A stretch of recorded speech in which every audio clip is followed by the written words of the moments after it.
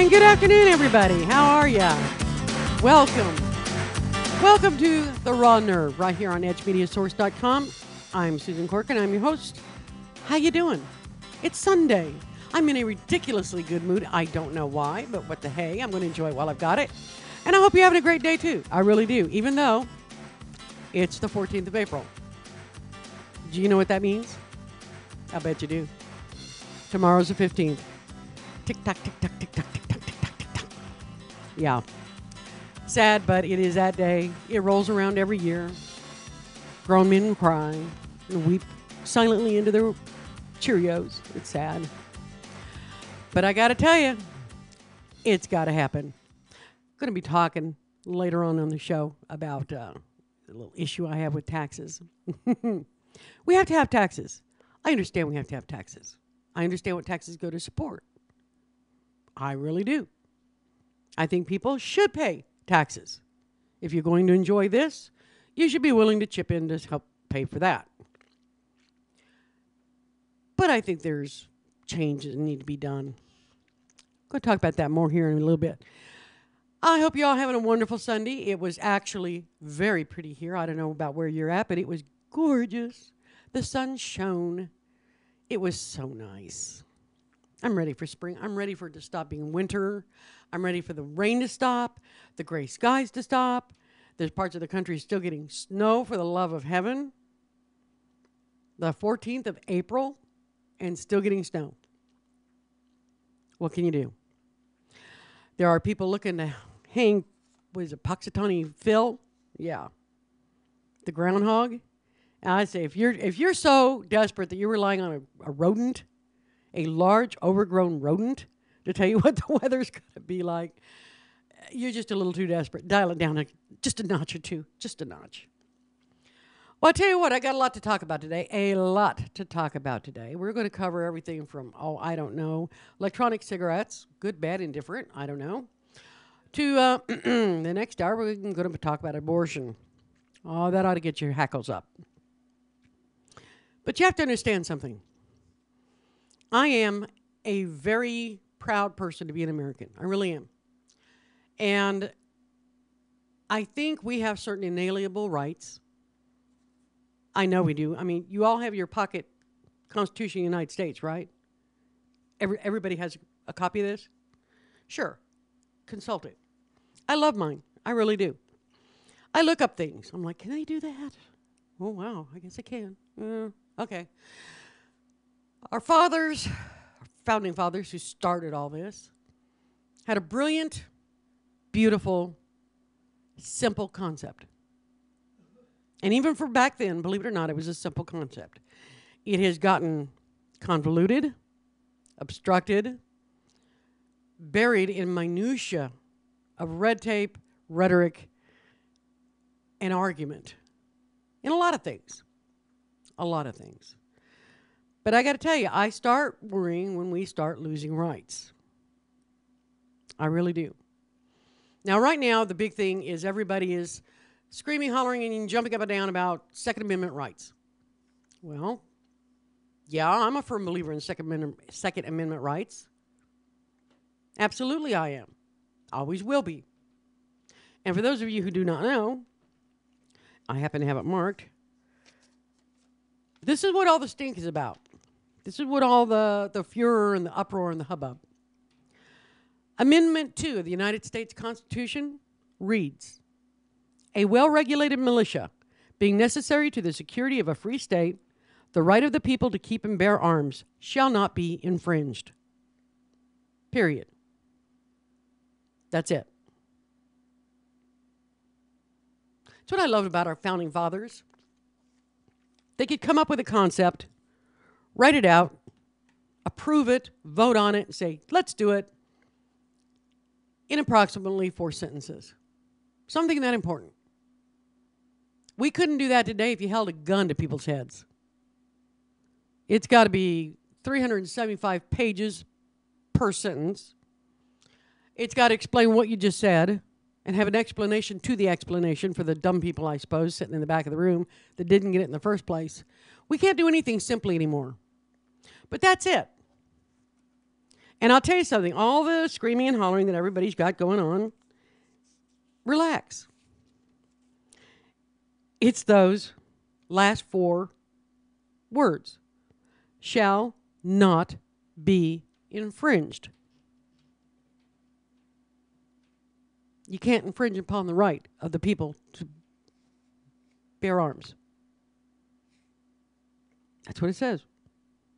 The right of the people to keep and bear arms shall not be infringed. That means that Congress can make no law, and it says that too. Congress can make no law that interferes with the right of the individual to own a gun, have a gun, keep a gun, bear a gun, whatever. That doesn't mean we don't have a lot of laws saying you can't. How'd that happen? We go from something so pure and so simple and so, I don't know, a 4th grader could easily understand this, to something that has to go for every little tiny question about it has to go before the Supreme Court and get an ultimate ruling. I don't know how we got so far. Everyone's jumping up and down saying, oh my Lord, they're going to come and take our guns. No, they're not.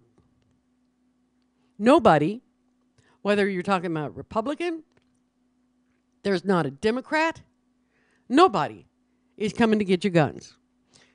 Okay, I realize some people, some big people, are talking about doing away with the right of the little guy, you and me, to own, say, a fully automatic AK-47 assault rifle, military-grade assault rifle. Okay? Let them fight it out. They're not going to come and take your guns. Nobody wants to. I don't understand the municipalities right now that are going around having these gun buybacks. You know what I'm talking about? Bring us your guns. We'll pay you something for them. Why? They're going to melt them down. They're going to destroy them. And what are you going to do? You're not going to get enough money to buy a new, better gun. You bring in your old beat-up, broken gun that doesn't work anymore. You can't just, okay, thank you very much. Here's my gun. Give me my money. I'm going to go buy a better gun that works. It can't happen. It won't happen. Think about it.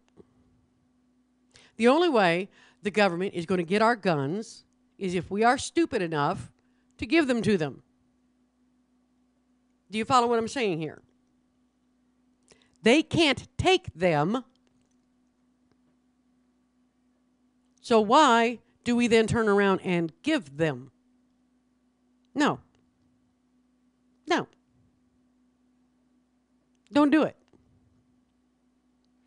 If for no other reason than to make a point within your household, within yourself, within your neighborhood, that American rights are important to you. Now, this being said, everyone and their brother is screaming, hollering, jumping up and down. The NRA, oh my Lord, they're red in the face and spit and spit about the idea that they're talking about registering guns and background checks. Okay? Personally, I have no problem with the idea of seeing to it that crazy people can't walk into Walmart or Kmart or whatever mart and buy a gun. I don't think that should happen. Yes, they're an American citizen. Yes, they are. But until you learn to play nicely with others, you have to sit in time out on this one. It's that simple. If you have proven that you cannot play well with others, if you have a history of violent gun-related crimes, no. Background check. And I've had people come back and say, well, Susan, if this is the case, then why do we even bother having background checks? Because they're all going to end up on the black market anyway. These people that don't pass a background check are going to end up buying them on the black market. Possibly. But I'll tell you something. If we do background checks and we do it right, that's the tricky part. And I don't trust our government to do it right. I'll give you that one. But if it is done right, the people who will have the guns are the responsible, intelligent, reasonable, sane American citizens that in times of crisis could be turned to and looked upon as, yep, we're going to be there for you, America. We got your back. If push comes to shove and it gets down to it, we got your back. Because the military can't be everywhere. North Korea's getting a little edgy, aren't they? Just a thought. Just a thought. But I'll tell you something. I think those very same reasonable people, intelligent people who are gun owners are going to be smart enough, not to sell their guns on the black market. How naive does this sound? I know. That's a point of being a reasonable, intelligent, sane, responsible gun owner.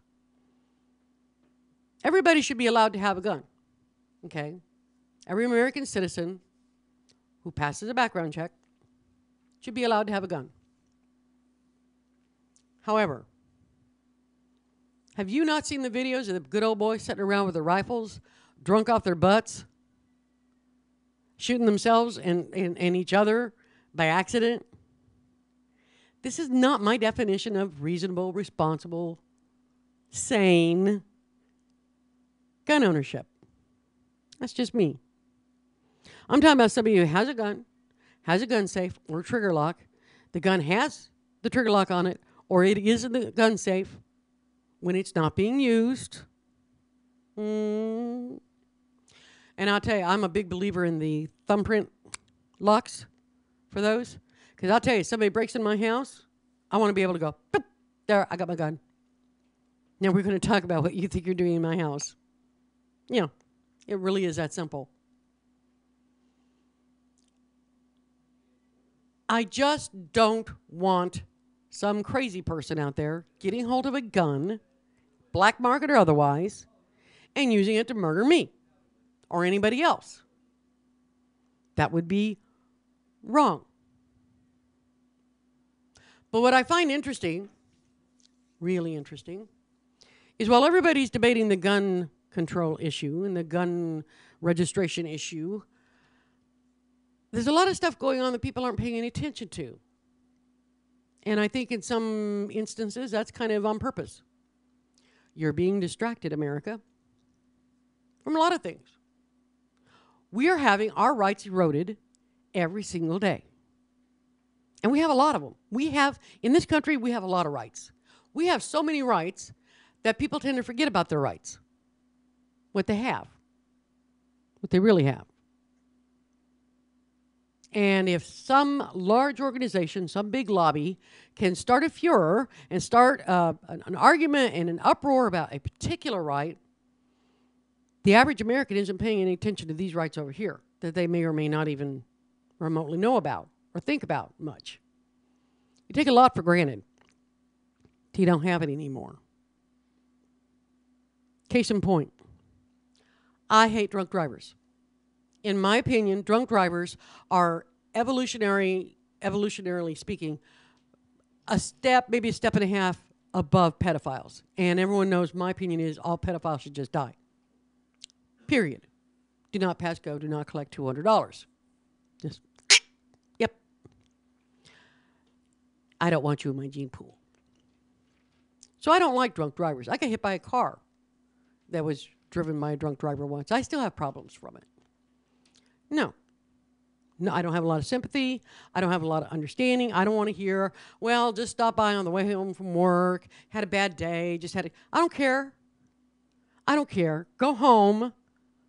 Screw your butt and your lazy boy. Pop whatever you want to. Drown your sorrows while you watch Wheel of Fortune or whatever. Stay off the roads. Okay, it's just beyond unreasonable, irresponsible. We're going to take a break right now. When we come back, I'm going to tell you about a right that is being eroded as we speak. Think about it. We'll be back right after this on The Raw Nerve. I'll see you in a sec.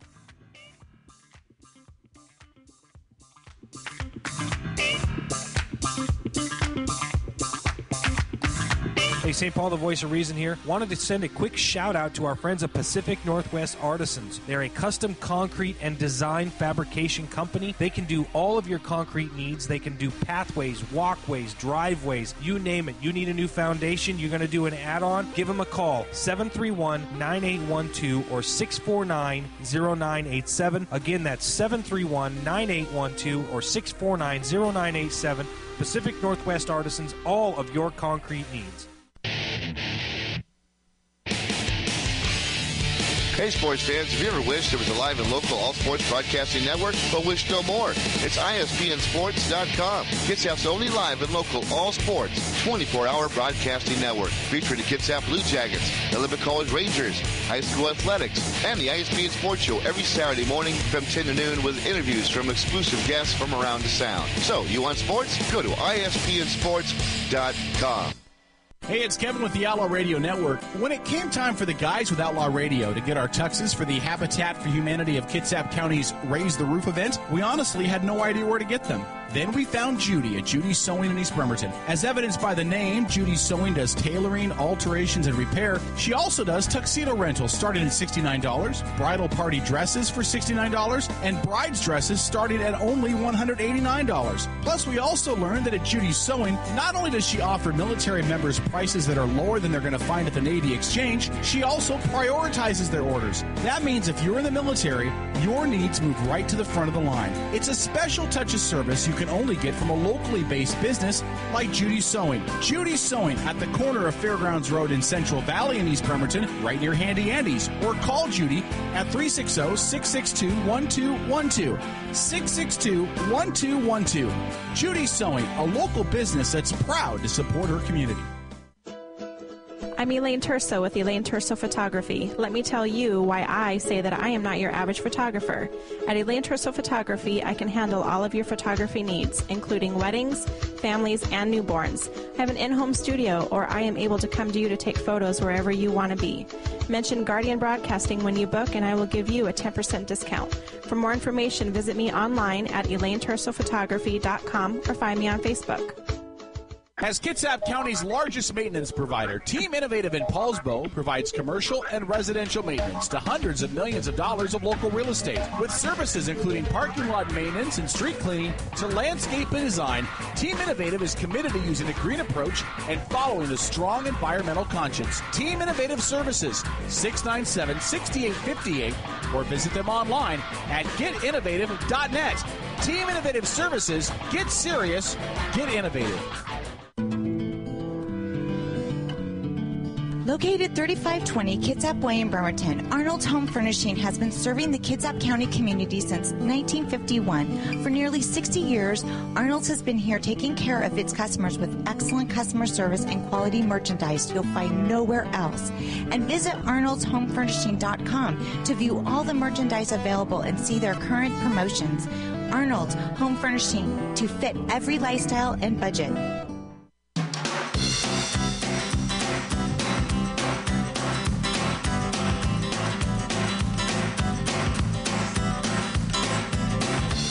And welcome back, everybody. How y'all doing on this 14th of April?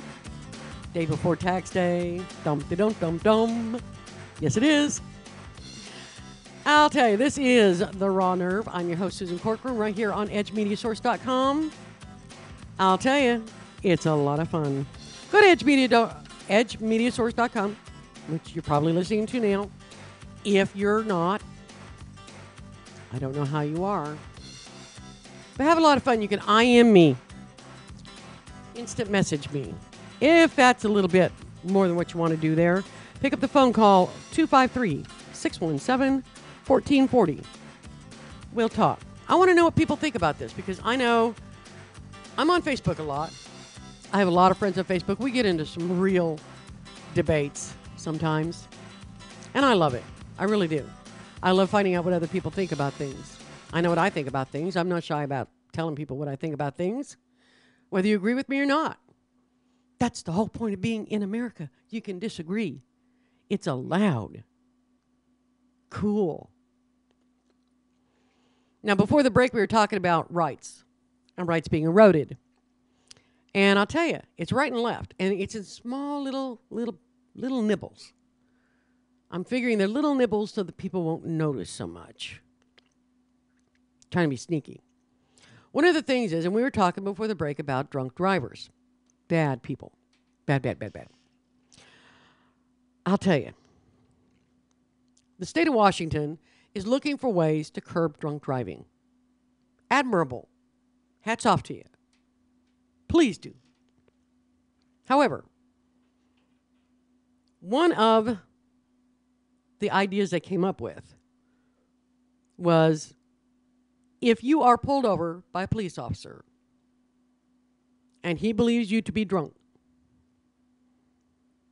he will impound your car, and while it's in the impound lot, they will install an interlock device. Now, an interlock device is a funky little thing. I knew somebody had one once. You get in your car, and you have to blow in basically a breathalyzer in your car. It's mounted in your car. And if your blood alcohol blows higher than a certain point, your car will not start. The idea being you can't drive it anywhere if you're drunk. Now, there's a lot of problems and issues with these. Serious drunk drivers who get these and are court ordered to have them installed have been known to have someone else blow in the car, blow into the interlock, so the car will start because they know they're drunk. I hate people like that. Oh, my God. I really do. There are ways around them. But the bottom line is these things cost quite a bit of money to have installed. They run around here, around $100 a month to have them for the period of time that the court has ordered you that you have to have this interlock device. It's a good effort to try to curb drunken driving. I'll give them that. It's a good effort. What I am not cool with and what I do not agree with is the idea that if the police officer thinks you're impaired and has your car towed, they have the right to install this before you've gone to court. Granted, I don't want to see a single drunk driver skate out on a technicality or anything remotely like that. But let's face it. This is still the United States of America. You are still supposed to be considered innocent until proven in a court of law guilty. This is assuming your guilt before your day in court. They're really getting bad about this anymore, I swear. They will take a very important issue, such as drunk driving, and universally, almost everywhere, it's like saying, okay, everybody who's for pedophilia, raise your hand. Nobody's going to. Everybody who's against it, raise your hand. Everybody's, I hate it. Drunk driving, everybody's against it, raise your hand. Yeah, I'm against it, yeah. Everybody. So they take an issue that's a real hot button. Everybody is against it.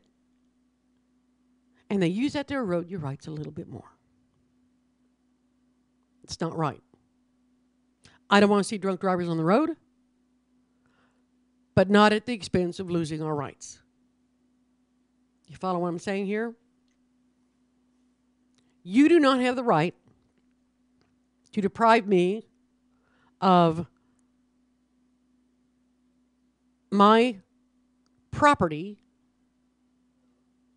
if I have not been convicted of anything in a recognized court of law in the United States. That's the way it works. And yet they come around and they come up with these little things. And it's just a little thing. It'll help. It'll prevent X number of deaths a year, which God knows I would love to see us prevent any deaths from drunk driving. I think if you're going to let them do that, if you're going to let police officers say, well, I think you're too drunk to be driving, I'm going to have your car impounded. Let's let bartenders take your keys. They just take your keys. The bouncer can help if you don't want to give them up. And they say, hey, they are liable for over-serving if they serve you in a bar and you are drunk when you leave and you go out and get in a car accident and hurt somebody or kill somebody, they are liable because they overserved you. What protections do they have? I haven't been in a lot of bars where I've seen a lot of breathalyzers sitting around where the bartender can, okay, you're okay for one more drink. Then you're cut off. No. If it's good for some, it's good for all. You can't have laws that apply to a certain segment, but it doesn't apply to other segments. Law has got to be blanket for everyone, or it's completely against the Constitution. We have certain inalienable rights. Now, the Fifth Amendment, you don't hear a lot about the Fifth Amendment, do you? It says, and I quote, "No person shall be held to answer for a capital or otherwise infamous crime unless on a," there we go, "presentment or indictment of a grand jury, except in cases arising in the land or naval forces or in the militia when in actual service in time of war or public danger. Nor shall any person be subject to the same offense to be twice put in jeopardy of life or limb." That's the double jeopardy clause, that you can't be tried twice for the same crime. "Nor shall be compelled in any criminal case to be a witness against himself." They can't make you testify against yourself. "Nor be deprived of life, liberty, or property without due process of law. Nor shall private property be taken for public use without just compensation." I was reading that, and it did kind of pop in my head. It doesn't say without just compensation unless you're found guilty. I wonder how they work that around the cars that they seize and the property they seize and drug seizures. You suppose they pay them for them? They pay them for that house, or they pay them for that Jaguar? Granted, I have no love for drug dealers. God knows I don't. But the law has to apply for everybody or it applies for nobody. You can't count on it for anybody. I'm a real stickler on this. I really am. To the point of being very annoying to some people, I know. But if you don't watch out for your own rights, if you don't stand up for what's right and say you guys are stepping over this line that our forefathers drew in the sand, who's going to? If they're eroding your rights now for something like this, who do you think is going to step forward and say, now, wait a minute, I don't think that's going to happen? No. The Lord helps them, they help themselves. You got to keep an eye on your own rights. But when it says there that you cannot deprive somebody of life, liberty, or property, if you impound somebody's car and install an interlock, or even, actually don't even install an interlock, just impound it without a court, a judge, I would settle for this, a judge saying, yeah, okay, impound it. Then on whose authority are they doing it? Think about it. On whose authority? The cop? Lord knows I have a ton of respect for cops, even after watching one stand there and lie right in front of me to somebody. That was hard to swallow. But I do have a lot of respect for cops. At one point, my father was a police officer. I was raised to respect law and peace officers. But I got to tell you, it's a two-way street. I can only respect those people, those organizations that I feel respect me as a person as well. What are they going to do? Come to your house and search your property without a search warrant? You going to stand by and let them do that? No. Hell, even if they want to register their weapons, fine, I'll register a gun. They ever come around for some bizarre reason wanting to collect the guns? Well, it's going to be really tragic because that gun would have been sold about a week before that. I guarantee you. Me and just about everybody I know. There will be a gun sale the week before. You should have been here yesterday. Boy, I'll tell you. It's going to be like the fishing stories. You have to stand up for what's right in your own life. And you got to stand up for what's right in somebody else's, the little guy's life. Because like I said, if it doesn't apply for all of us, it doesn't apply for any of us. And I know it's not a particularly popular point of view because everybody wants to throw the book at the bad guys. Everybody, including me. I'm the one that says pedophiles should just die, right? Hello. Lord knows I'm not some wishy-washy pushover. But there's got to be a limit. There's got to be a point where you stand up and say, no, this is not acceptable. This is not allowable. And I'm going to put my foot down. You might get your foot stomped, but at least you've got a legal leg to stand on. Think about it. No. You can't take people's property without due process. Due process in this country means court. A judge involved somewhere saying, yeah, okay. If that means a judge has to be woke up in the middle of the night because some cop pulled over a drunk and wants to impound his car, well, gee, start earning the money you earn. They make good salaries. They do. Good salaries. That'll just be the way it goes. And it can't be delegated to call my clerk. No, it has to be a judge. Just like a search warrant. That's my opinion. But I'll tell you, it worries me a lot when I look around and I see that, okay, everybody's jumping up and down about Second Amendment rights, Second Amendment rights, Second Amendment rights. What about Fifth Amendment? What about Seventh Amendment? What about First Amendment? If the powers that be, not to sound paranoid here or anything, because I'm not a conspiracy theorist, Lord knows. But I have noticed that very often, if the powers that be can get people really spun up about this very focused issue, such as gun control is right now, if you stop and look around what's going on around you, around this issue, very often you'll be surprised. I don't like that. It feels sneaky to me. I don't like sneaky. I don't like liars, and I don't like sneaks. If you want to tell me something, you want to do something with me, come to me, right to my face, say, hey, this is it, and that's fine. You're being an adult. I can live with that. But I swear, I've been thinking about this all week because I saw the story come out, and I did some research on it, and I did some background checking, and I'm like, no. Nobody can ever say I'm soft on crime, because I'm not. I'm a firm believer in the death penalty. I think, why do we even have it if we are too wussy to ever use it? And yes, I understand the reason, like the Green River Killer, I understand the reason why they didn't.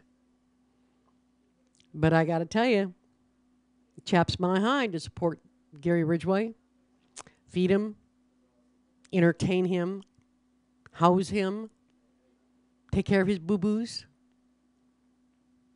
It bothers me a lot. But that's just me, apparently. So I'm not soft on crime at all. But you cannot throw the baby out with the bathwater. You just can't. Tempting as it is sometimes. Well, I'll tell you what. Lots to talk about tonight. Lots. One of the things I want to talk to you about, go to switch gears here totally. E-cigarettes. Have you seen them? Have you heard of them? These things are getting to be almost innocuous. They're everywhere. Everybody has them. Most places sell them. I mean, gas stations, convenience stores, most places sell them of some form or another. Everybody wants everyone to quit smoking. Great. All for it. I'm trying myself with an e-cigarette. Now, I was in the store the other day in the Kitsap Mall where I get mine and the fluid that goes in it. And there was a woman in there buying a pack of cigarettes, and she looked at the guy and she goes, what is that? Because I had my e-cigarette with me. And she's like, what is that thing? And he explained it to her. It's an electronic cigarette. Now, because of this, I haven't had a real cigarette this year. And after 40 years of being tied at the waist to those cancer sticks, I'm pretty proud of that. Not one this whole year. Cigarettes, tobacco cigarettes, have over 200 chemicals in them. 200. Most of them are bad for you. These have on average 4. And yes, one of the ingredients in most of them is nicotine. But the nice thing about these is that the liquid that you put in them, the flavored liquid, can be anywhere from, say, 24 milligrams of nicotine in it, all the way down, you step it down, 16, 8, 4, 0, to where there is no nicotine in it. You wean yourself off. And it's like I tell my husband, the thing about it is, nicotine is what hooks people on cigarettes. That is the most addictive property in a cigarette, is nicotine. Your body learns to crave it. These takes care of the craving. This takes care of the craving without all the tar, which is what kills you, and the other 200 chemicals that are involved in them. And the nice thing about them, these are, when you smoke them, what looks like smoke coming out is water vapor. There is no smoke to it. There is no nicotine in what comes out. There's no anything except you can smell whatever the flavor is. Mine is watermelon. Thank you very much. I have another one that has Swedish fish candy in it. Tastes like Swedish fish. Yeah. They have all sorts of flavors. But I got to tell you, these things are amazing. They are amazing. I'm here to tell you, they do work. They do work. I've tried patches. I've tried, well, I don't want to say the name of the organization, but you pay $300 to join this group that gets together to help you quit smoking. No, it didn't work. I took the smoking cessation program through my HMO twice. Didn't work. I've tried acupuncture. I've tried acupressure. I've tried hypnosis. Because I really hated smoking. I really did. This is the only thing that's worked. Now, and I'm stepping myself down, thank you very much, down on the nicotine amount. And these are really handy too because, for an example, submarines, they allow them to smoke these. Well, to use them. You're not smoking anything. But they allow them to use these on submarines for submariners who are hooked on cigarettes. They do need the nicotine. You do not want to be around somebody who is a real hardcore smoker and they don't have cigarettes. It's not pleasant. No, not for anybody. Somebody might push a button or something, I'll tell you. But the thing of it is, these things actually do work. I think I got this shortly before Christmas. So that's what? A week before the beginning of the year. So that's been quite a while now. What I'm waiting for them to do, and they're looking into how to regulate these so children don't get them. They shouldn't get them because you can get them with nicotine. Kids shouldn't have them. But I don't want them to do with these what they did with everything else. Have you noticed we have a nanny state? Have you noticed that? Yeah. I don't want them coming up and saying, well, you can't have watermelon or Swedish fish or anything because that's marketing to children. Because they're going to think it tastes like candy and want it. Well, you know what? I think it tastes like candy and I want it. And I'm in my mid-50s and I'm freaking allowed to have it. Right? I'm tired of every time something good comes out that is helpful, that is marginally pleasant in some way, somebody comes along and says, well, you can't do it because it's marketed for kids because it's nice. No. I grew up in a time when you'd go to the doctor and he would examine you and check you out and whatnot, and then you'd sit down, he'd sit in his chair, you'd sit in your chair and talk about what he found and blah, blah, blah. And I've had doctors light my cigarette for me while we're sitting there talking. My family doctor when I was growing up was a Lucky Strike man because he always had a pack in his breast pocket sitting there talking to me. You couldn't go to a movie or turn on television. Everybody smoked. Johnny Carson smoked. Jack Parr smoked on The Tonight Show. Yep. You couldn't. When I was a little kid, I can remember my parents watching the nightly news, and it was Chet Huntley and David Brinkley. That's aging myself, I'll tell you. That's going back. They're the ones that covered the Apollo moon missions for NBC. And they'd sit there smoking. I mean, young people today don't realize how bad it used to be, how prevalent it used to be. But it was everywhere. Everybody smoked. What I like about these is 2 weeks after I started using it, I can lay down at night, go to sleep, and not have to spend 10, 15 minutes hacking, wheezing, coughing, just to try to breathe quietly. You know how you can snap your teeth together with your mouth shut and nobody else hears it, but it's real loud in your head? You can lay down in bed and you hear popping, whistling, all sorts of crackly noises when you breathe. It kept me awake at night. I couldn't go to sleep for all the noises. So I'd cough and I'd hack and I'd wheeze and I'd trying to get that cleared out or whatever so I could breathe quietly and go to sleep. And that was a real issue for me. And it went away. Hell, I can sing again. I'm no, Reba, but I never was. But I enjoy it personally. When I'm in a good mood, it's fun. I sang to my kids. I enjoy it. It's coming back. One thing I'm particularly fond of is the fact that I can get a phone call from somebody who doesn't know me, and they don't say, "Thank you, sir," anymore. That really bugged me a lot. I sound like a girl again, and I like that. So I got to tell you, I'm nervous because I'm waiting to see what they do because they're looking to regulate them. Of course, they have to regulate them. And then they're going to figure out how to tax the living pahootie out of them, no doubt. Excuse me. But I got to tell you, I'm saving a fortune. I can breathe again. It's a good deal. But I'll tell you, people need to learn what they are. They need to learn what they are, how they work. I can be out in public and smoke it and use it. You're not smoking. And still get the hairy eye from people like, oh, how dare you? It's just water vapor. Now, the way it works is that you put fluid in here. This is a battery. This part's a battery. It's rechargeable. You put your fluid in here, whatever flavor, and they come in a billion flavors, I swear. Everything you can imagine, right down to tobacco.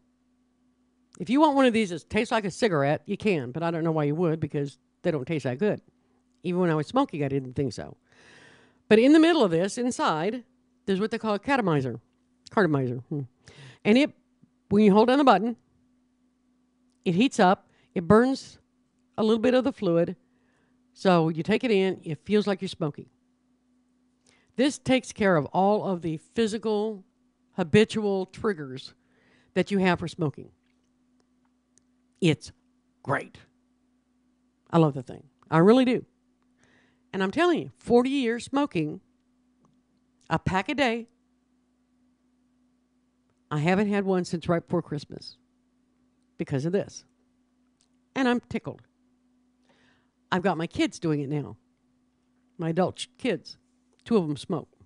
And I figure that's my fault too because they grew up watching me smoke. And I don't feel real good about that. I really don't.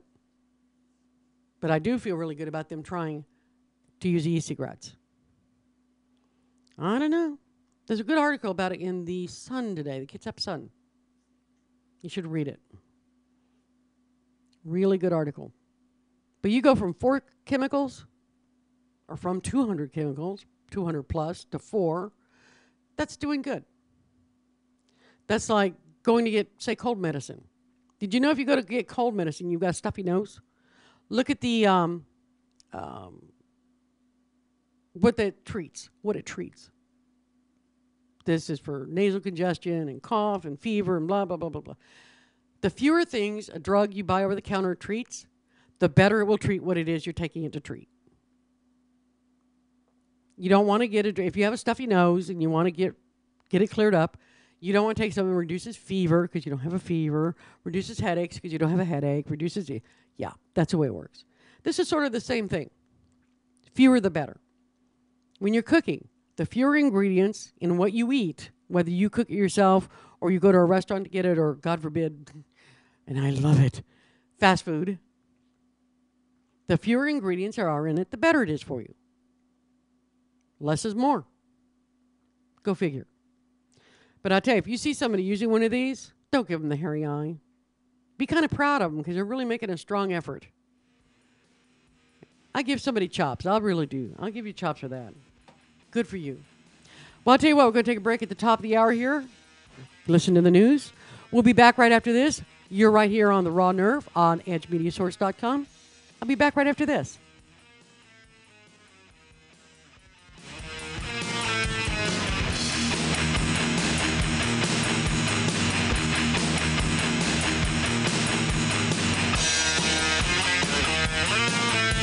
From NPR News in Washington, I'm Barbara Klein.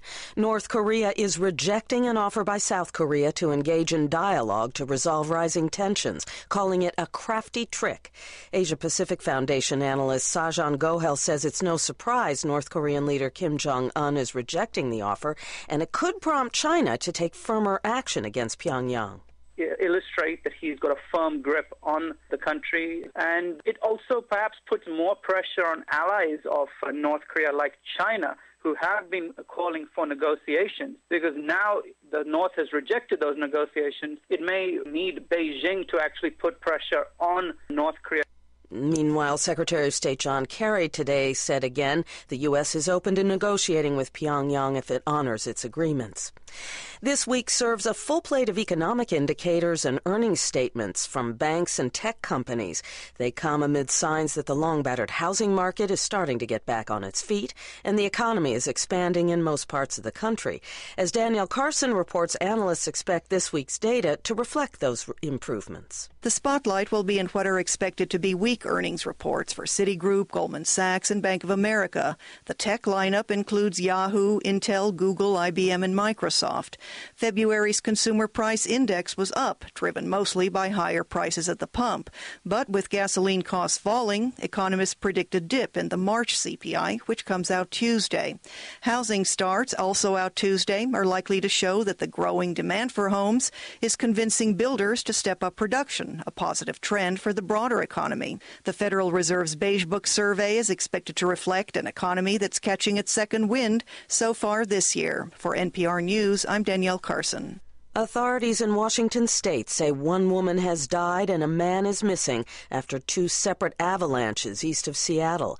NPR's Kirk Ziegler reports the avalanches follow a major storm that dumped more than 2 feet of snow on the Cascade Mountains. The avalanche danger across the Cascades has risen because of two spring storms. The first brought rain and ice, which froze, and the next dumped heavy snow on top of that, which didn't settle well and triggered slides. Forecaster Kenny Kramer is director of the Northwest Weather and Avalanche Center. We're not out of the woods yet at all. The avalanches occurred in the Snoqualmie Pass area, which is popular with backcountry skiers and snowshoers due to its easy access from Interstate 90. Kramer says the incidents are a reminder that people planning to recreate the mountains should check conditions first and be prepared. Kirk Ziegler, NPR News. A large swath of the country is under winter weather advisories, warnings, and watches. Snow and freezing temperatures are moving from Montana to Michigan. The National Weather Service says the major late-season storm will bring blizzard conditions to parts of North Dakota. This is NPR. A top Obama administration official is in Russia for talks on missile defense and other pressing geopolitical issues. But as NPR's Corey Flintoff reports, the mission could be distracted by what the Russians are calling a war of lists. National Security Advisor Tom Donilon comes to Moscow in the middle of a tit-for-tat quarrel. On Friday, the Obama administration issued a list of 18 Russian officials who will be banned from the United States because of alleged human rights violations, most of which are connected with the death of a whistleblowing Russian lawyer named Sergei Magnitsky. On Saturday, Russia published a list of 18 Americans who will be barred from Russia on similar allegations. Donilon is in Moscow to talk about other matters, including proposed missile defense systems and U.S.-Russia cooperation on the civil war in Syria. It's not clear whether he'll be able to make much progress in the current angry climate. Corey Flintoff, NPR News, Moscow. Australian Adam Scott is wearing the green jacket after winning the Masters Golf Tournament in Augusta, Georgia just minutes ago. NPR's Tom Goldman is in Augusta and tells us Scott won in a playoff round. After both Adam Scott of Australia and Angel Cabrera of Argentina had dramatic birdies on the 18th hole of regulation, the tournament went into sudden death overtime, a playoff, and they tied after the first hole. On the second hole, they both hit good shots to the green. They were both putting for birdie putts. Cabrera missed his by an inch, and then Adam Scott stepped up and sank a 10 to 12 foot putt to win the Masters. It's the first Masters for an Australian Australian. It's Scott's first. It was a triumphant day for him. NPR's Tom Goldman, and I'm Barbara Klein, NPR News in Washington. Hey, St. Paul, the voice of reason here. Wanted to send a quick shout out to our friends at Pacific Northwest Artisans. They're a custom concrete and design fabrication company. They can do all of your concrete needs. They can do pathways, walkways, driveways, you name it. You need a new foundation, you're going to do an add-on, give them a call, 731-9812 or 649-0987. Again, that's 731-9812 or 649-0987. Pacific Northwest Artisans, all of your concrete needs. Hey, sports fans, have you ever wished there was a live and local all-sports broadcasting network, but wished no more? It's ISBNsports.com. Kitsap's only live and local all-sports 24-hour broadcasting network, featuring the Kitsap Blue Jackets, the Lubbock College Rangers, high school athletics, and the ISBN Sports Show every Saturday morning from 10 to noon with interviews from exclusive guests from around the Sound. So, you want sports? Go to ISBNsports.com.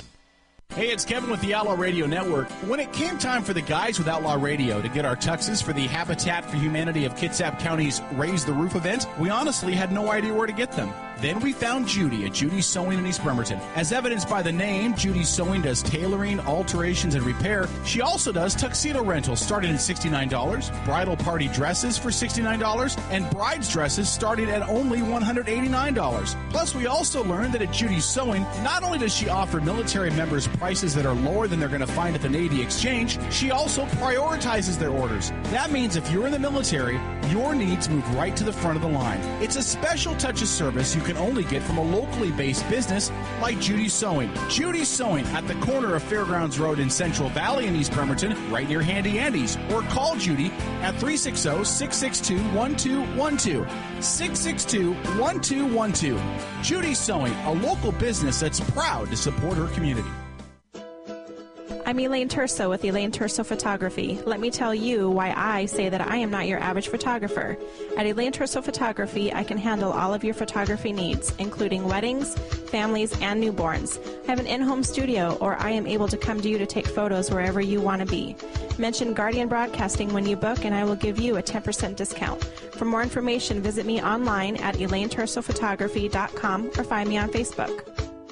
As Kitsap County's largest maintenance provider, Team Innovative in Paulsbo provides commercial and residential maintenance to hundreds of millions of dollars of local real estate. With services including parking lot maintenance and street cleaning to landscape and design, Team Innovative is committed to using a green approach and following a strong environmental conscience. Team Innovative Services, 697-6858, or visit them online at getinnovative.net. Team Innovative Services, get serious, get innovative. Located 3520 Kitsap Way in Bremerton, Arnold's Home Furnishing has been serving the Kitsap County community since 1951. For nearly 60 years, Arnold's has been here taking care of its customers with excellent customer service and quality merchandise you'll find nowhere else. And visit arnoldshomefurnishing.com to view all the merchandise available and see their current promotions. Arnold's Home Furnishing, to fit every lifestyle and budget.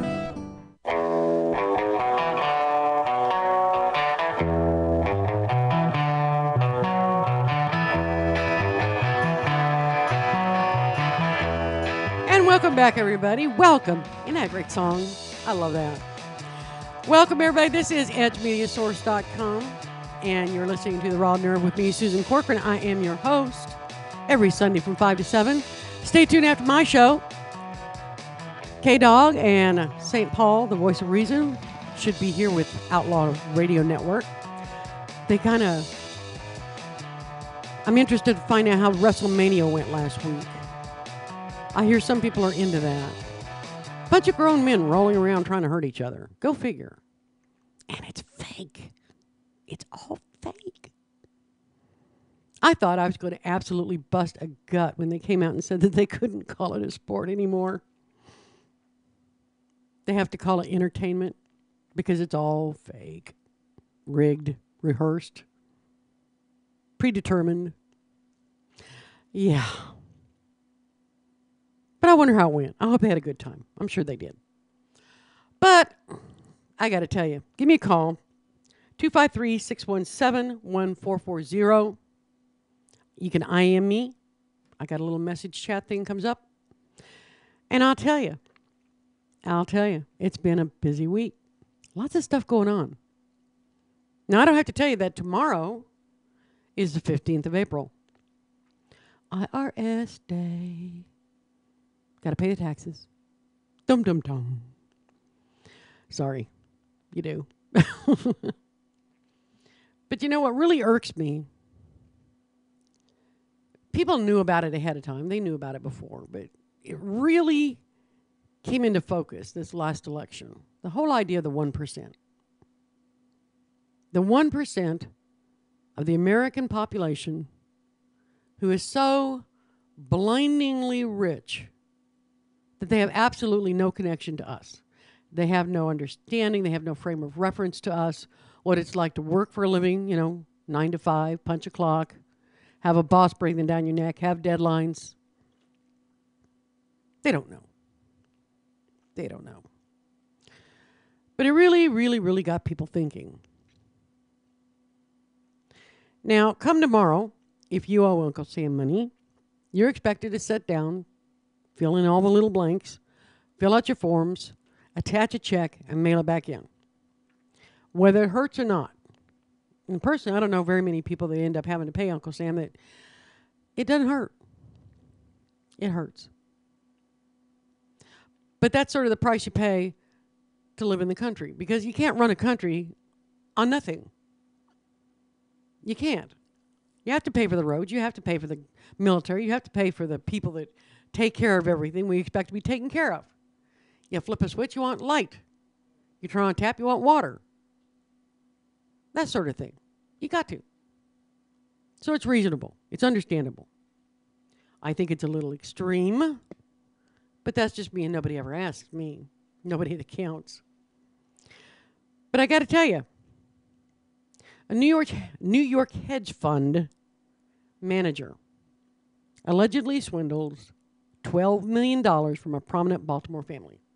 $12 million. What could you do with $12 million? Wow. An Indiana couple is accused of bilking hundreds of customers by charging for free trials of cosmetic products. How anybody fell for that, I'll never know, but it was a scam. It was a scam.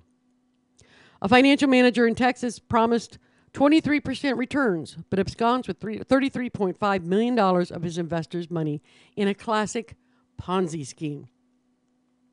Ponzi scheme. Which incidentally is what Social Security is, but that's another topic for another day. But it is. Just the government runs it. Now, all three of those cases have one thing in common, that money that ended up in offshore accounts and trusts set up in tax havens around the world. Now, we've all heard about this for years. Really, really rich people have money in the Cayman Islands. They have money in Swiss bank accounts. They have money here. They have money there. Not here in America. Somewhere. To save money on taxes. For a lot of reasons, supposedly. Now, the existence of the trusts surfaced during a joint examination of the offshore world by the Washington Post and also the International Consortium of Investigative Journalists. Now, a DC-based nonprofit news organization, the ICIJ, obtained 2.5 million records of more than 120,000 companies and trusts created by two offshore companies, Commonwealth Trust Limited in the British Virgin Islands and Porticus Trust Net, which operates mostly in Asia and the Cook Islands, a South Pacific nation. Now, the records were obtained by Gerard Ryle, ICIJ's director, as a result of an investigation he conducted in Australia. Many people use the off-world for legitimate purposes, for legal tax shelters or to smooth the way for international trade. Overseas havens vaulted into public consciousness last year with stories about Republican presidential nominee Mitt Romney's accounts in the Cayman Islands. Recent coverage of the Cyprus banking crisis has thrust the issue back into the spotlight. Now, U.S. citizens are permitted to move money offshore as long as they report their account information to the Internal Revenue Service. So you can take your $47.7 million, put it in a lower taxed account in the Cayman Islands, as long as you tell the IRS about it. Want to hear something shocking? Apparently, a lot of people don't do that. Go figure. I was amazed myself. I really was. There have long been concerns that much of the money is not reported and bleeds tax revenue from governments worldwide. Do you think? It's not just Americans who do it. Oh, Lord. The Brits are terrible. Now, they do. I'll tell you. In Britain, they have a mind-boggling tax system. Something like, if you make so much money, if you make enough money in Britain, you're paying like 50% of your income in taxes. That's mind-boggling to me. That's a lot. But that still doesn't mean you should cheat your country. You shouldn't. Now, I swear, recently whistleblowers alerted the IRS to thousands of unreported U.S. accounts in Swiss banks, which resulted in amnesty offer to violators who paid billions in fines to the U.S. government. Billions with a B. With a B. Could you imagine? That right there tells me that a lot of people have a lot of accounts that they're not reporting. They're saving tons of money in taxes that we're not getting. We being the government. And you wonder why your taxes keep going up. It's like, well, you know, these companies are making more and more and more. And yet, these are the same companies, these really huge companies, that get tax breaks out the wazoo. Governors kiss up to these companies like you wouldn't believe to get them to, move to our state. So they're hiring our people, which is good. They hire our people. Our unemployment rate goes down. That's great. Get people moving. Get people working. That's great. But don't give away the store. I swear some of the tax breaks these big companies get are mind-boggling. And it's right down to things like utility rates. They get almost no utility. They pay nothing in power practically or water to run these big, huge corporations in return for coming to our state or staying in our state. They get huge tax breaks and whatnot as an incentive to move here. And then once they are here and they are established, all they have to do is start making noises about, well, we're thinking about moving to, North Carolina. And they get more tax breaks thrown at them. Please, please, please stay. Please. Yeah. It's nice to be rich, I suppose. I will never know, but I suppose it would be nice. Now, records reviewed by the Post and the ICIJ exposed how havens in the South Pacific and the Caribbean, in some cases, have become sanctuaries for individuals seeking to conceal their activities from investigators and investors as well. Stop and think about it. If you were one of these people who were scammed by a Ponzi scheme or whatever, you think you'd be looking for the guy that took your money? I think if I was scamming people, I'd be more afraid of my investors finding me than the cops. I'd be a lot scared. Among the 4,000 U.S. individuals listed in the records, at least 30 of them are American citizens accused of lawsuits or criminal cases of fraud, money laundering, or other serious financial misconduct.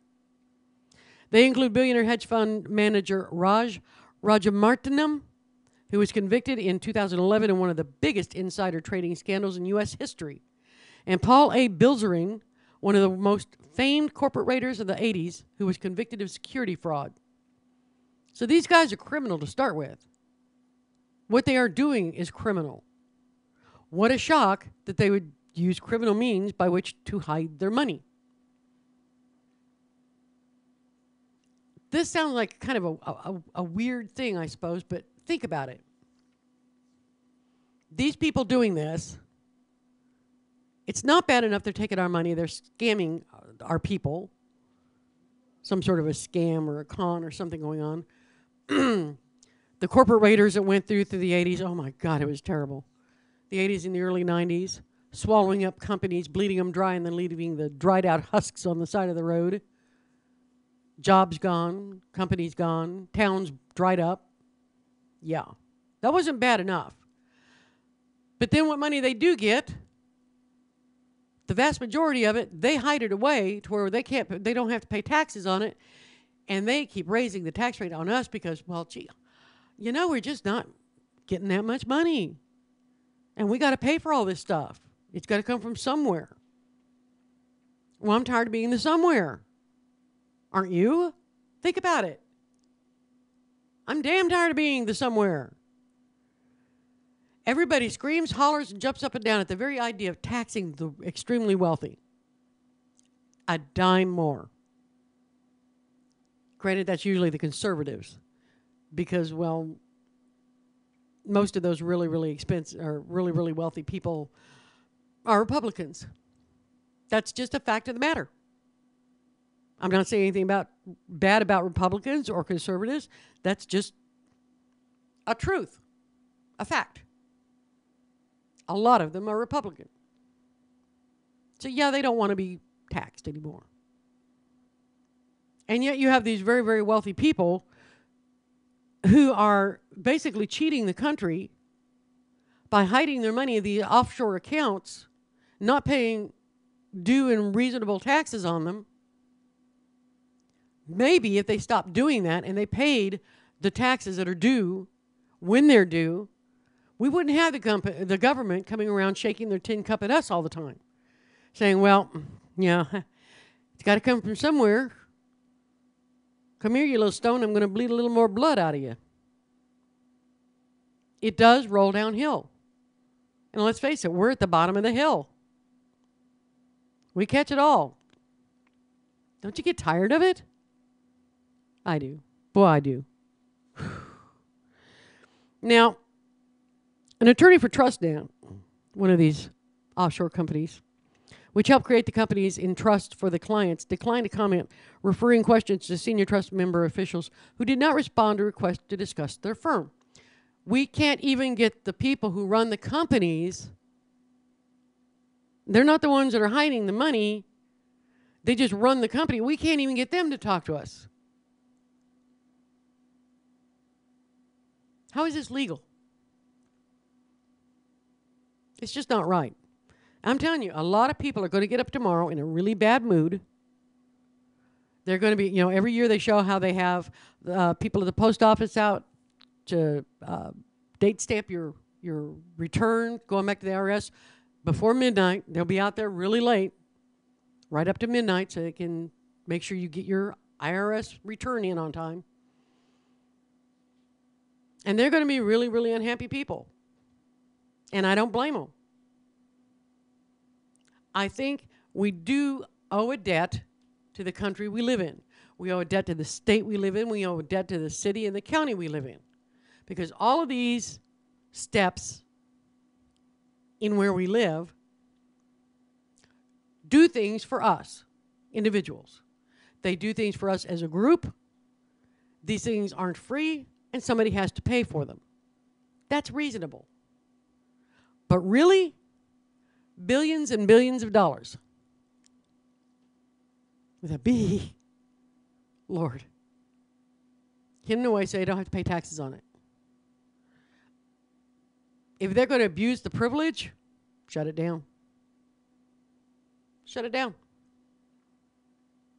Maybe we should change our banking policies and principles so that these companies would be more inclined to keep their money here and get the same legal benefits as they would overseas,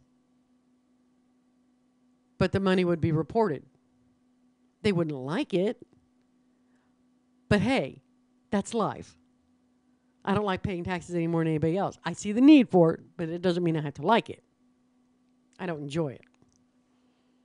Go figure. It's just my opinion. What do you think? I think you ought to pay, but let's make it fair. And let's make sure everybody's paying. Not just, I don't have enough money to be able to send some of it offshore to a Cayman Island account or a Swiss bank account. They'd laugh at me. They don't want an account with $1.50 in it. It's just not right. And I'm a big believer in you do the right thing because it's the right thing to do, period. You don't do the right thing because it's the easiest thing to do or the cheapest thing to do or the quickest thing to do or the emotionally easiest thing to do. You do it because it's the right thing, period. That's why I don't lie. And people like this just tick me off beyond belief. And I don't think it's right. I was going to say I don't think it's fair. Now, I know life isn't fair, but it isn't fair. And there should be some amount of fairness in this life that, like I said before, when we were talking about the law or your rights and the law. And a law has got to apply for everybody or it applies to nobody. What's fair in taxation has to apply for everybody or it applies to nobody. Just because your family's rich and you were born into this family and you're born at the top of this huge corporation that makes billions and billions of dollars by having children over in Indonesia with their tiny hands sewing inside the sleeves, for 30 cents a day, that in my book does not qualify you to be special or above the rest of us when it comes to things like paying taxes. It doesn't. You may be elite, you may be in the 1%, but you're not special that way. You drive your Jag, I'll drive my Subaru. I like my Subaru.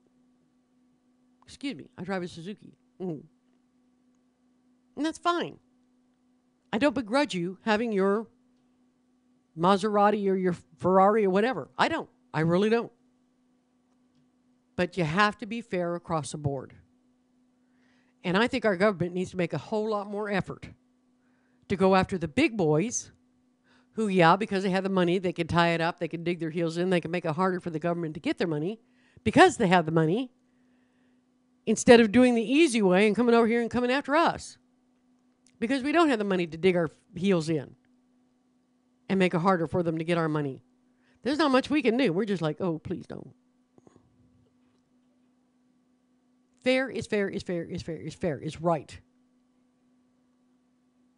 If you make this much money, then you owe this percentage of money just like everybody else does. And if you're caught hiding it and lying about it, there should be swift and severe punishment. Boy, what a bizarre concept. It's anarchy, I'm telling you. This is my opinion. Yeah. What do you think? I'm curious. I really am. Just because you're rich does not make you special. Believe it or not. And this sense of entitlement, it's got to stop. It's just got to stop. I mean, people are trying to hide their money from the IRS. They're trying to hide their money from law enforcement. Or they're trying to hide their money from regulators. These are the people that need to be stopped and punished. And the punishment should be severe enough that they would actually, think twice before they did it. And we're talking about people who are rich enough to have an army of attorneys whose only job is to think of how to get these guys to not have to pay taxes on their money. That's all they do. It's not right. And yes, I know that's the way the world really works. I know. I've lived in it a few years. It's not just the U.S. Every other developed country has the same issue and problem. Make it hurt when they're caught. And then look for it. Actually, go out and look for these accounts. Go out and look for these companies that are doing this. Yeah. Just my opinion. Just my opinion. Oh, I'll tell you. You can always tell people that pay and people that have money coming back.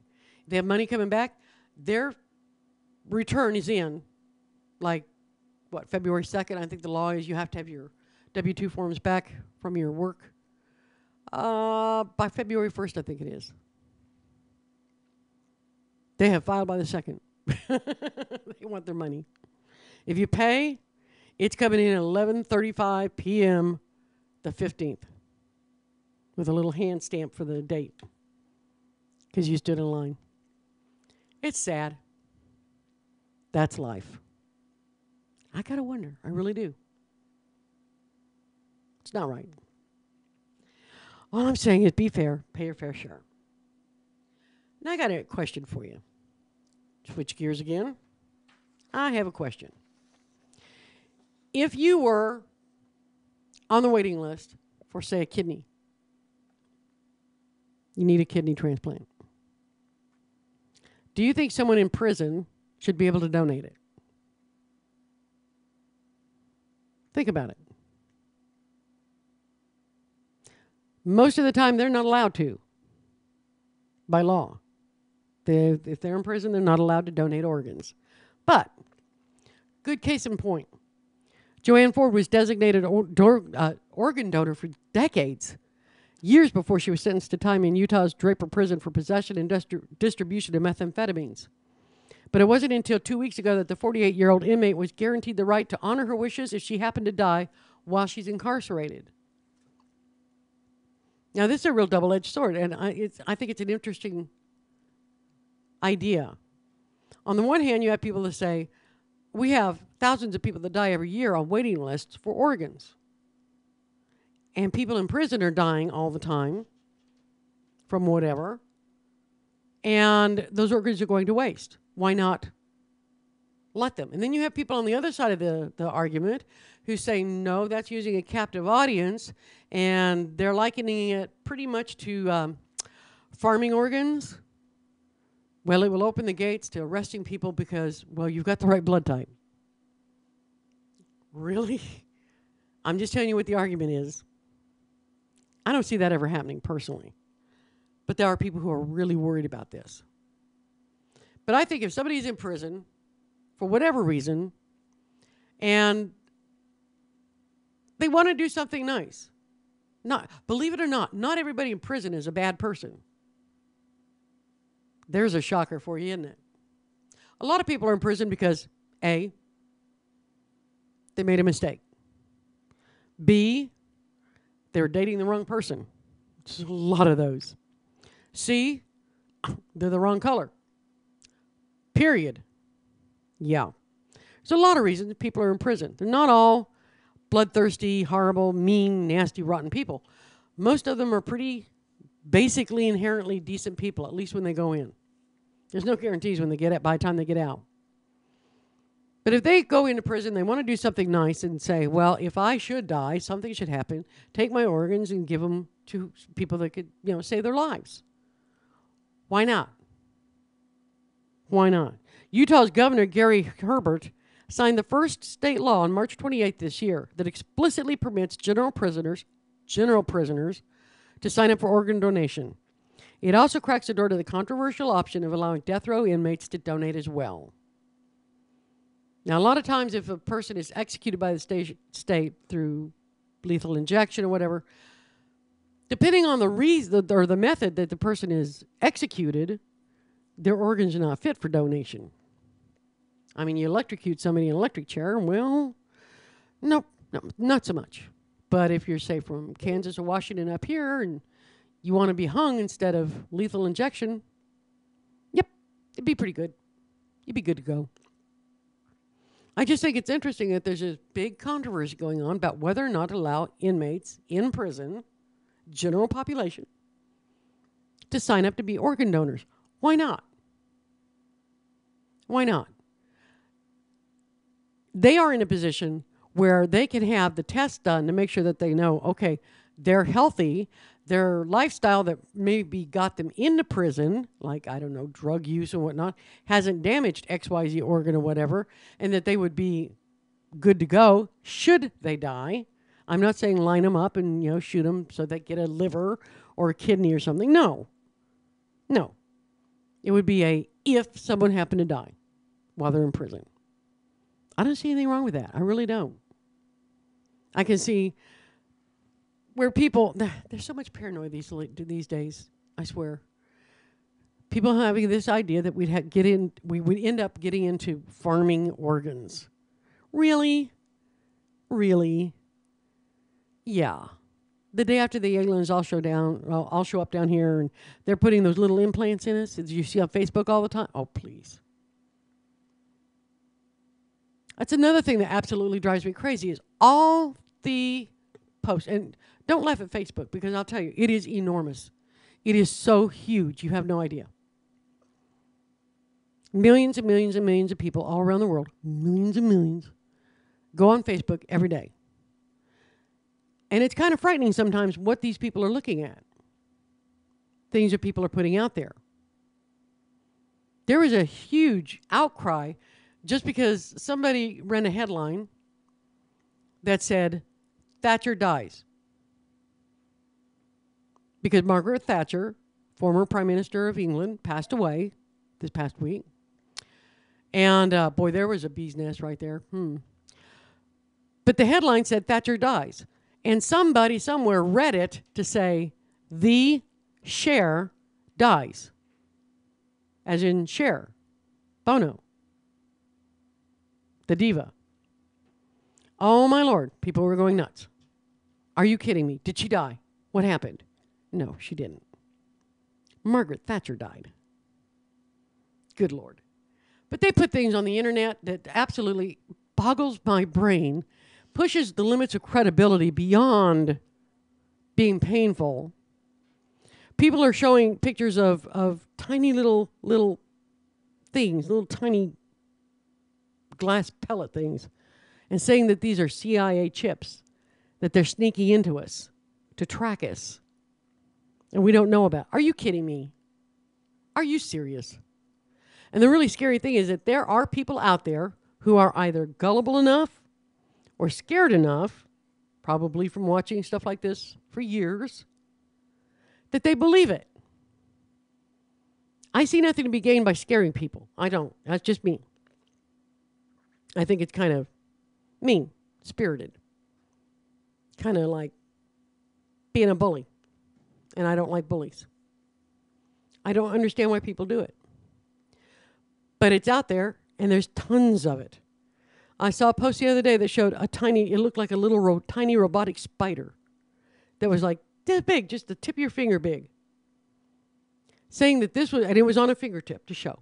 And it was saying that this thing was like a drone that the CIA developed because they can send them in, and they look like a spider, a little tiny spider, and they can put GPS tracking systems on you. They can take your DNA, and you don't even know it because they're so tiny, and then they could scurry away and get away, and you never know. Oh, please. I think that would make a freaking awesome premise for a movie. I really do. But it's not real life. And I don't know about you, but I get kind of fed up with people not realizing the difference between fantasy world and real life. For some people, that's considered, I don't know, the definition of insanity, not being able to tell the difference. But I got to tell you, there's some very perfectly normal, sane people out there in every other aspect of their life until you get them on Facebook or you get them trolling the internet. Because I'm telling you, there's stuff out there that will scare the patootie out of you, if you believe it.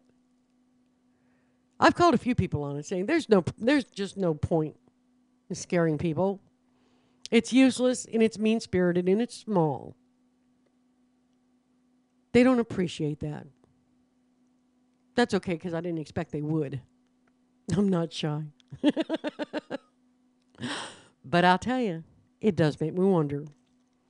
So these are the kinds of people that would have you believing that, okay, if they approved organ donation by prisoners in prisons out there, we're one step away from organ farming. Yeah. Anybody ever see Repo Man? There's Repo Man the opera, and then the sequel was Repo Man the movie. Yeah, that sort of thing. We're never going to get to that point. We're better than that. That's the old had a wild night, woke up in a bathtub full of ice, and somebody has stolen my kidney. No, that has never happened. But the story's still out there. People still believe it. No. Give me a break. Just makes me wonder, though. I think a lot. I think about a lot of things. I spend a lot of my time sitting around thinking about stuff. And I think a lot about why some people seem to think it's okay and to some point amusing, I suppose, to scare the patootie out of other people. Why? Now, when I was a kid growing up, everybody kind of lived under a pall of fear, if you will. Because I grew up in the, when the nuclear threat was over everybody. Russia had their thumb on the button and was going to come any day. It was scary. I mean, they had us do nuclear drills in school, right? You know what they did? They had us go under our desks and put our arms over our heads in case of nuclear attack. That's going to help what? What? I don't know. But they did. They did. And that was a scary time. But that was a reasonable thing to be scared of. People were intelligent to be scared of that. But that doesn't mean that there weren't people out there taking advantage of it. They had what would have been called a carpetbagger. Somebody goes door to door and from town to town selling something, usually snake oil or something like that. But in this case, it was bomb shelters. You need to let us come in your yard and dig you a bomb shelter that will protect you in case Russia drops the bomb. No, it wouldn't. They'd like to think it would, but no, it didn't. They were terrible, most of them. But it's that kind of mentality. It's that kind of person who's willing to prey on the anxiety of other people for their own profit that really makes me wonder where we're going. Where are we going? Why would people do this? I know everybody wants to make a buck. Okay. And usually money is somewhere in the line here, is somewhere in the payoff of what they get for doing it is money. But some people do it and there's not a dime being made. Not a dime. The people that post the really scary things on Facebook, for an example, they don't make a dime.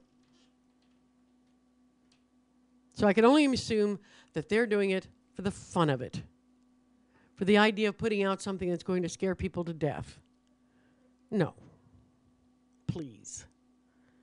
Every time I see one of those posts, I swear, I always call them on it. Because I keep thinking maybe somebody who clicks on this will see my comment and realize, oh, maybe that isn't true. No, it's not true. The CIA is not tracking you. For heaven's sakes. The aliens aren't implanting things in you. For the love of Pete. You think I'm being facetious here, but I'm really not, because there are people genuinely terrified of this. And I'm not talking about nutcases. We're talking people who are, like I said, in any other aspect of their life, perfectly, reasonably normal people. They held down jobs, they date, they whatever, raising families. But in this one area, they have a lot of fear, a lot of anxiety, for whatever reason. And I got to tell you, if you're one of the people that would prey on somebody like that, you're a pretty puny person. I swear. I don't get it. I don't get the attraction. I don't get the payoff for it. But I wish they'd stop. The whole reason I'm bringing it up is because it's proliferating. It's getting to be more and more and more and more and more. It used to be you'd see something like that, once every few weeks. Now it's gotten to the point where it's like every day. At least one scary post every day. And there's people on the internet that are over 100. No kidding. There are people on the internet, Facebook. You're supposed to be, 17. They say 17 or 18, I think, to have an account. But there are children on there. And I think people should think about what they do, how it affects other people. There's an old-fashioned, screwy concept. How does what I do affect other people? This is the whole point of where we came about with common decency and common courtesy and common. Because this is the way most people think, or most people act, or most people deal with the situation. So it was common. That's gone out the window. There's no such thing anymore. There's nothing common. There are people who go on the internet. There are people who go on Facebook. There are people who go on all sorts of social sites whose only goal is to offend people. They want to offend people. Their goal, their job, the way they see it, is to offend people. I don't get that. Unless, they find it amusing, I suppose. Put something offensive up there and see what the comments that come up and say, oh, that's terrible. Yeah. Bottom line is we don't live in a vacuum. None of us do. You live in your house, which is in your neighborhood, which is in your city, which is in your state, which is in your country. You're not in a vacuum. Everything you do affects somebody else somewhere along the line. Somewhere. And I'm trying to figure out, somehow, where we got away from worrying about that. Where we got away from caring about that. Why it means absolutely nothing to anybody anymore. There's no such thing as common decency. Have you seen the pictures people will post of themselves? Good Lord, have you not a shred of dignity? No, apparently not. It makes me wonder. Now, I know I'm sounding like I'm 140 years old. I realize that. But I'm really not. And I suppose if you're in your 20s and your friends are all laughing and they're all saying, that's cool, that's funny, whatever, it seems right. But it isn't. It isn't. What you do affects somebody else, and you should give a damn. I'm not saying lose sleep and weep every night over the situation of the world. No. But you should at least care. I do. I don't think I'm particularly odd or bizarre. A little weird, I'll give you, but not bizarre. And I know I'm sane because I've been tested. I used to work for a psychiatrist. I'm telling you, it's just a strange set of affairs. Strange, strange, strange. I think people ought to work en masse to elevate each other. That's what I think a society should be. Not every individual, every single piece, but as a whole, a society should work together to try to elevate its people to a higher standard. Better living, better construction, better education, better health care, better. What we leave for our kids when we all die should be better than what our parents left for us when they died. What a bizarre concept. I don't think we can work together to elevate each other if we're busy trying to tear each other down. I don't think it's productive. I don't think it's conducive to warm feelings and people feeling like I have the ability to make great discoveries. I have the intelligence to cure this or whatever, invent that. It's not conducive to that sort of an atmosphere. Think about it. Think about it. I'm not preaching or anything like that. I'm really not. What you do is your own business. I have no business telling you how to live your life any more than you've got any business telling me how to live my life. But I'm just saying, as a society, I've got to wonder, where is the communal concern? They used to say it took a village to raise a child. We don't even have a village. We have nothing. We're a bunch of people that live in our own houses. We don't know our neighbors. We don't know the guy down the street, down the hallway in the next apartment over. We don't know anybody around us.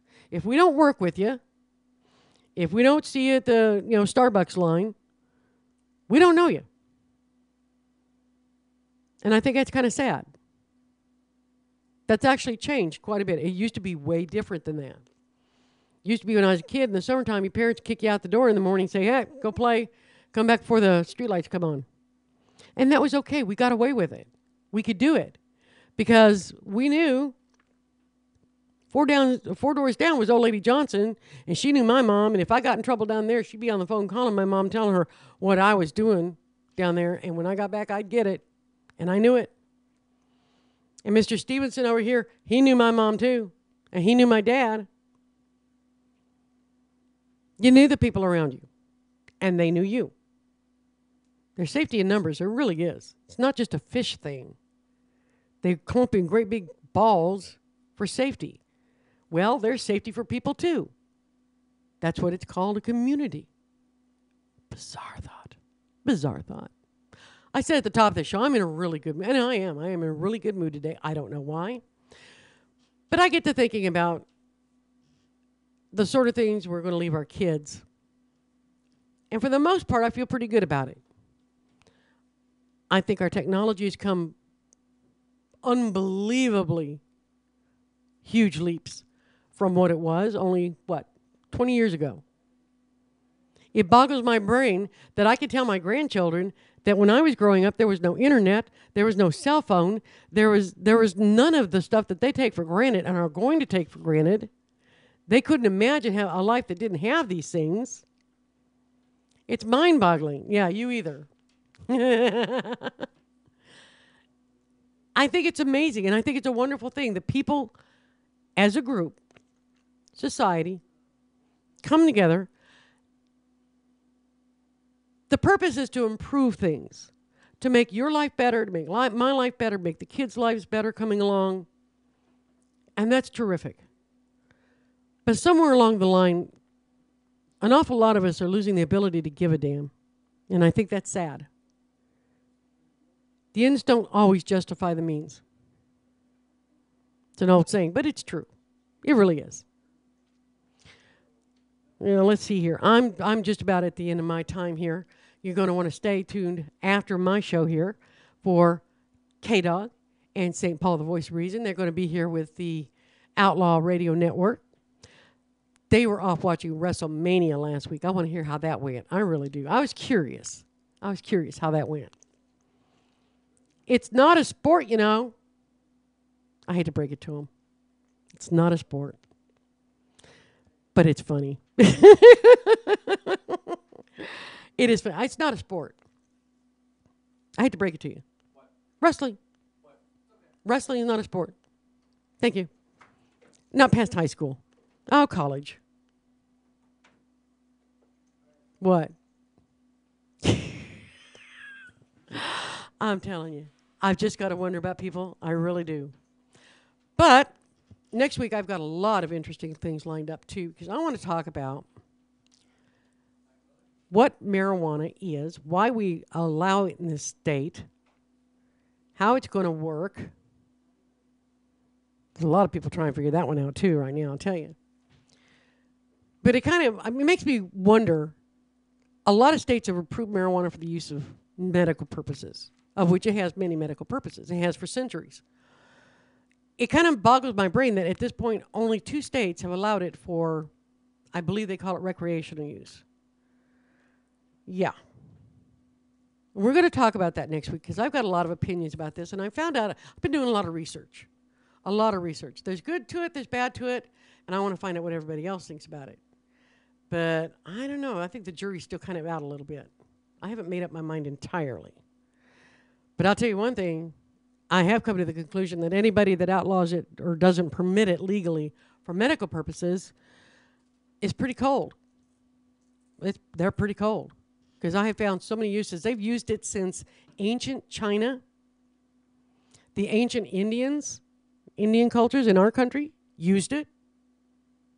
The only place I haven't found where they've used it was pretty much the way like South Africa and the Middle East, because I don't think it grows there very well. I don't know.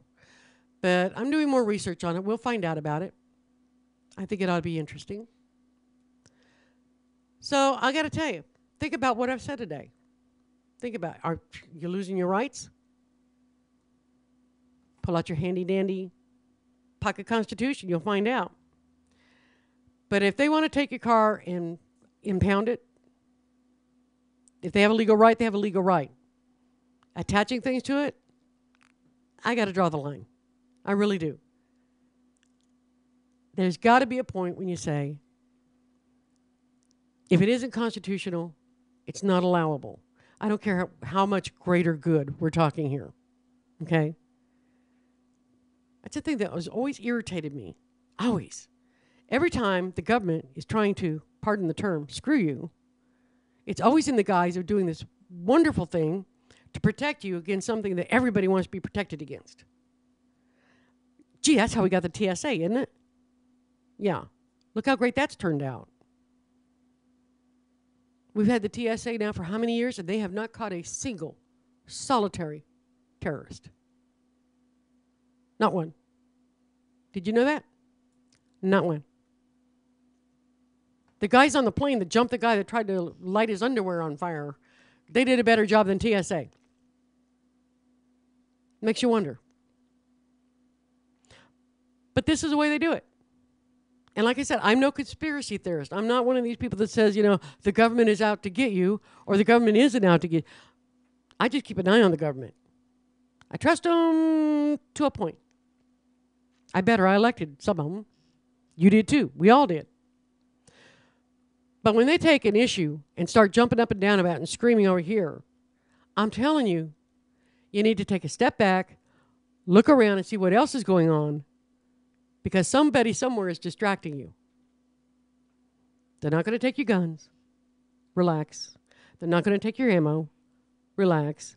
They can't, even if they wanted to. But look around and see what they're doing with the other amendments. Freedom of speech, freedom to converge, freedom to all the many, many, many, many freedoms we have in this country, which is part of what makes living in this country so terrific, is that we have these freedoms. Look around. I don't want you to be able to impound my car and put something in it because a police officer says they should. What gives him the right? He has not got the right. A judge, maybe. Jurisprudence. I want my day in court. I want you to say I'm guilty of something before you attach anything to my car, before you take anything away from me. And the Constitution of the United States says I have that right. How simple does it get? I have that right. This really, really, really, really bugs me. And it's kind of sad because if you come out and say anything against it, it almost sounds like you're like, well, I think drunk drivers ought to be able to get away with it. No. No. Like I said, no sympathy for drunk drivers. None. You make a choice, live with the consequences. That's what I say. Unfortunately, that's one choice you can make where many, many other people have to live with the consequences. Or even worse, not be able to. That's what makes drunk driving so horrible. But don't come at me as the government and say, in order to prevent this drunk driver from killing this poor person over here, we're going to erode your rights over here. And it's just a little bit, so it won't hurt too bad, so it'll be okay. Don't worry about it. No, I worry a lot. I really do. Your gun's safe. Your car, maybe not. Life, liberty, the pursuit of happiness. It's a different thing for everybody. But when you think about it, it's still something we're all shooting for. We're all in it together. We're none of it going to get out of it alive. So let's deal with it together. I like it. I'm going to get out of here. I'll be back next Sunday from 5 to 7 on The Raw Nerve. Stay tuned right here on edgemediasource.com for K-Dog, St. Paul, the Voice of Reason, and Outlaw Radio Network. I'll see you next week. Bye-bye.